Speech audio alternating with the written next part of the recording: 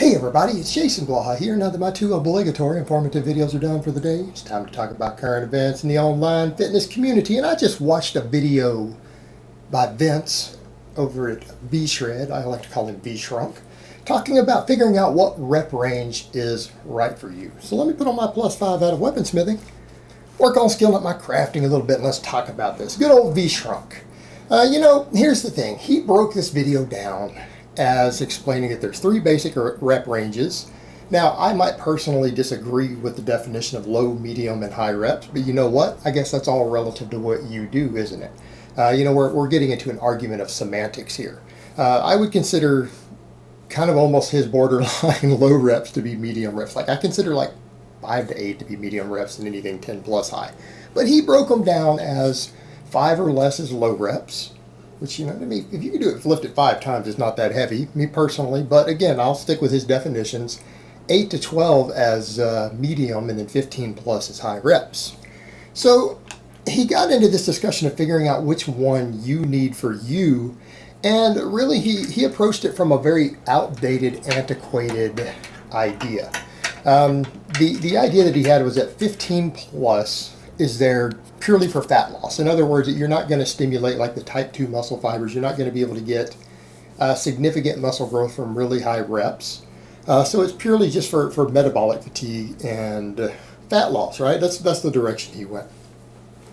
He said low reps is, again, just for strength, and you're going to tend to do them fast and explosive, a very, very short set.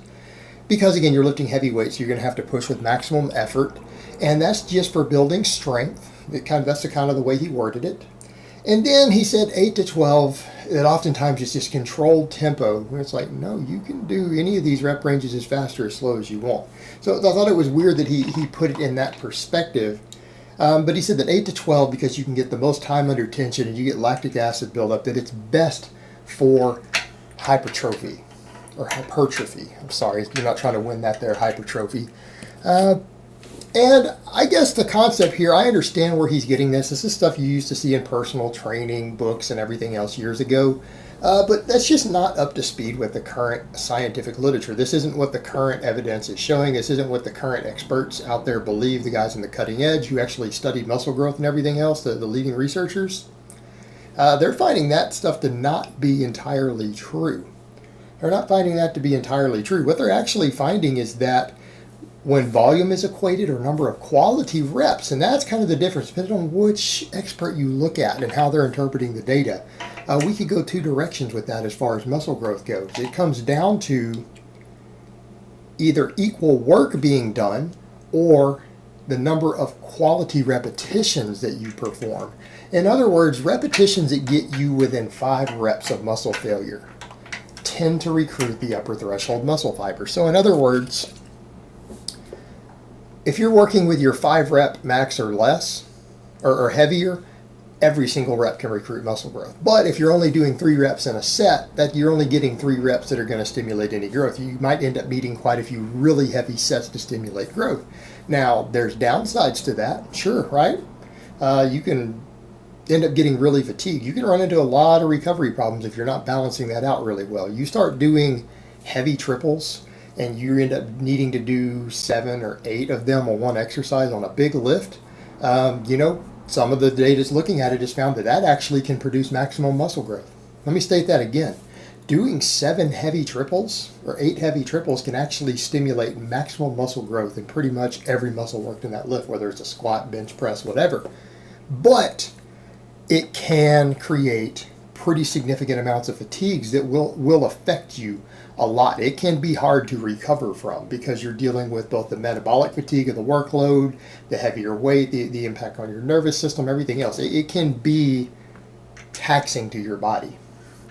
But what's been found is that when volumes are equated, that doing that 7 or 8 sets produces similar muscle growth to when you come in and do 3 to 5 sets, around that 8 to 12 rep range. Again, taking those to pretty much close to muscle failure. So what ends up happening, they end up getting about equal tonnage, right? They also end up getting about the same number of quality reps. Because let's say you do 3 to 5 sets with a weight that you're getting within 1 rep of failure, right? With 8 to 12 reps. So what are you getting? At least 4 quality reps. So when you start getting up towards 4 or 5 sets, you're getting something in the range of 16 to 20 quality reps. Isn't that the same thing you're getting with 7 sets of 3, with say maybe a 5 rep max? We're getting pretty similar numbers of quality reps, so they produce similar muscle growth. When it's been looked at and studied, when you compare them side by side, the muscle growth is virtually identical. They both produce really, really strong muscle growth. Just the downside is that the heavier weights can be a little harder to recover from, and you're stuck in the gym longer. Why? Because you need somewhat longer breaks at times between these heavy sets, and then if you're doing 7 sets or 8 sets versus 4 or 5 sets, it takes twice as long. But you do get slightly stronger from it. So he is right, there's a strength emphasis there. But by that same token, when we go compare the really high reps, I'm not a fan of high reps. I don't do high reps. But you know what? They actually can build muscle. The evidence is reasonably compelling, and I'm not saying it's been studied out in the long term, that really high reps, we're talking 20, 25, it's been seen in studies that if you take those to failure, so you get all the way till that muscle basically cramps up and stops, which is the way you tend to burn out on higher reps. When you're on lower reps, the weight just stops moving. You just fail, right? It just gets too heavy and you get pinned. With those really, really high reps, you tend to accumulate so much fatigue that you almost get that cramping, and that cramping kicks in and you can't keep moving the weight because of that. That metabolic fatigue causes the muscle to give out in that way, and it's a totally different feeling. But when it's been looked at, they produce the same anabolic metabolites that the hypertrophy rep range, that 8 to 12 rep does. The other downside, of course, is that it takes a lot longer. You don't gain quite as much strength from it, but you tend to gain a little more muscular endurance. So what he's trying to tell people, though, is that, look, the middle range at 8 to 12 is really closer to ideal for gaining muscle, and you burn fat best with really high reps, and you gain strength best with low reps. But that's not entirely true. That's not entirely true because, yeah, you will burn more calories doing the much higher reps. There's no argument about that. So maybe it might give you a slight bias towards calorie burning. But I mean, are we really burning that many calories during our weight training sessions? Or are we just burning extra calories because of the muscle remodeling process and the fact that we gain muscle and everything else just tends to increase our metabolic rate? I think it's more of that end. I'm not saying you won't burn a little more. Do we gain more strength training in the 1 to 5 rep range than the 8 to 12? Yeah, you gain a little bit more. A little tiny bit more. But when it comes down to muscle growth, all 3 of them are roughly equal. They're roughly equal in terms of potential muscle growth because it comes down to how many quality reps are you doing, how much workload are you doing. That's ultimately the key driver of muscle growth. So I feel like Vince really is kind of giving some antiquated data, and I'm not saying there isn't a degree of truth to the way that he's breaking it down, because realistically, yeah, you probably can potentially burn a hair more fat with really high reps. You can potentially gain more strength with really low reps. And the only reason that ultimately a lot of people stay near that 10 rep range for hypertrophy is just because it's good time management. Ultimately, the purpose of that sort of rep range is for people who want to get in and out of the gym as quickly as possible, who don't need more than about 3 minutes between sets, do 3, 4, maybe 5 sets per exercise, 3 exercises in a workout, and get the hell out of the gym. All right, for people who want to be in and out in less than an hour and who want to stimulate really strong muscle growth without dealing with, again, extended time in the gym, that is kind of a sweet spot for hypertrophy, but it doesn't actually have more potential for hypertrophy. Guys, you can get just as big doing 4s and 5s as you can doing 10s and 12s. You absolutely can, but you might spend a little longer in the gym because you might need a little more total sets. You might need slightly longer breaks between those sets. So ultimately, what a lot of that comes down to has to do with time management and what you're trying to get out of your workout.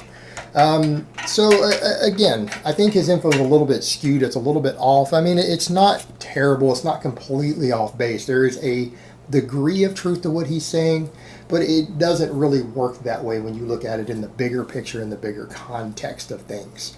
So there's more to it than the way that he kind of broke it down. And people should just think about it from that perspective and be aware of it, that all 3 rep ranges actually are capable of producing maximum muscle growth.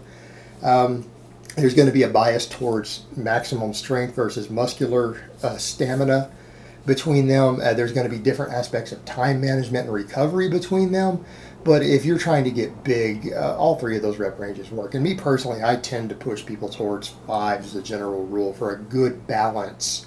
Most of the time, who are just trying to get jacked. But it's not to say that the hypertrophy rep range doesn't work also, and you might get out of the gym a hair quicker. I would just like to see people gain some extra strength. Just that little bit of extra strength while doing their hypertrophy training. But, that's just my personal bias. That's my personal bias. And so that's what I do. That's what I recommend. All right, guys. But that's really all I have to say on that today.